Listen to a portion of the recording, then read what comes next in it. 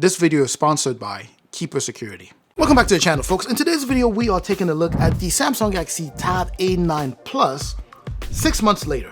Let's go ahead and jump in.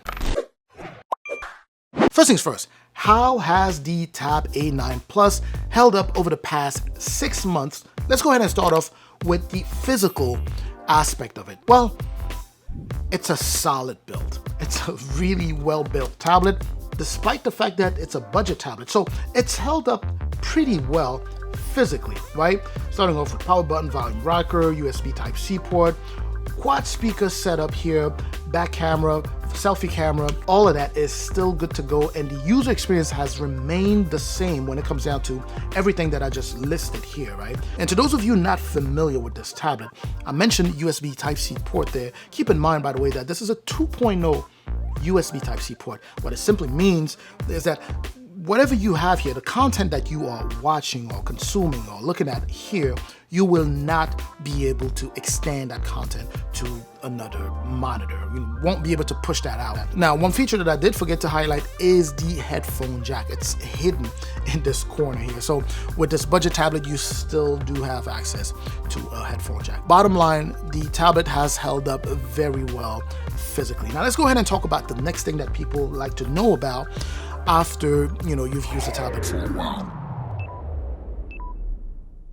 Battery. How good is battery now that we've used this tablet for 6 months? Well, the battery loaded here is a 7040 milliamp, and that's a pretty good size for a tablet this size, right? This is an 11 inches tablet. That seems to be about the standard for things that are about this big. It's held up very well. Also, no drainage. I'm not noticing battery life going down, at least not yet. So good battery. I'm actually going to say that maybe slightly better battery, because remember, at the very beginning when I reviewed this tablet here, it was still learning my habits, the way I use the tablet, and adjusting battery accordingly. So now it knows my usage, it adjusts so that it can optimize the use of that battery. So if you think about it, battery is actually slightly better than it was. So if you were to pick up this tablet here 6 months later, you shouldn't worry about battery. Let's go ahead and talk performance. This tablet is loaded with a Snapdragon 695, right? It's also 5G capable. That is pretty good for a budget tablet. Remember, this is the bigger brother of the Samsung Galaxy Tab A9, the regular A9. This is A9 Plus. So this is a nice pickup if you happen to be in the market for this. Anyway, so performance, we've had some updates, so I would actually argue that performance is slightly better with the updates. So if you were wondering what performance is like after you've used this tablet for 6 months, I would say that's not something you should worry about. And depending on the one that you went for, you might even get 8 gigs of RAM on here. So if you're looking at that Snapdragon 695 plus 8 gigs of RAM, that is pretty solid for an Android budget tablet. The display is still beautiful, right? 90 Hz refresh rate. Things are smooth here. I like that Samsung implemented that here. By the way, this is not a full review of this. If you want all of the details about this tablet, make sure to watch my review on this. The display here is beautiful, 90 Hz refresh rate, so it's pretty smooth. It's buttery smooth when you scroll through things, even play games, and still sticking to that performance. As far as gaming goes, it still plays, light, medium games very well. There's some heavy games that you would have to adjust quality or adjust in the settings in order to enjoy the game. So those are the things that you need to keep in mind, because again, it's a budget tablet. Of course, if you use this for more than what it was supposed to be used for, meaning if you go super heavy, multitasking, doing all types of crazy things, running in the background, of course, you will start experiencing lag the same way you would have at the beginning, right? So nothing is different there. So if you go too heavy here today, 6 months later, it's still gonna lag, it's still gonna crash, or it's still gonna stutter the same way it did when I first reviewed it. So it's a tablet made for moderate usage, light usage. And by the way, you can use heavy if you want to do that. I'm just kind of giving you a heads up of what to expect, and that has nothing to do with how long you've been using the tablet for. By the way, October marks Cybersecurity Awareness Month, the perfect time to step up your defenses against digital threats. But awareness alone isn't enough. Action is what counts. Recognize and report phishing scams, turn on MFA, and use strong passwords. That's where Keeper Security comes in.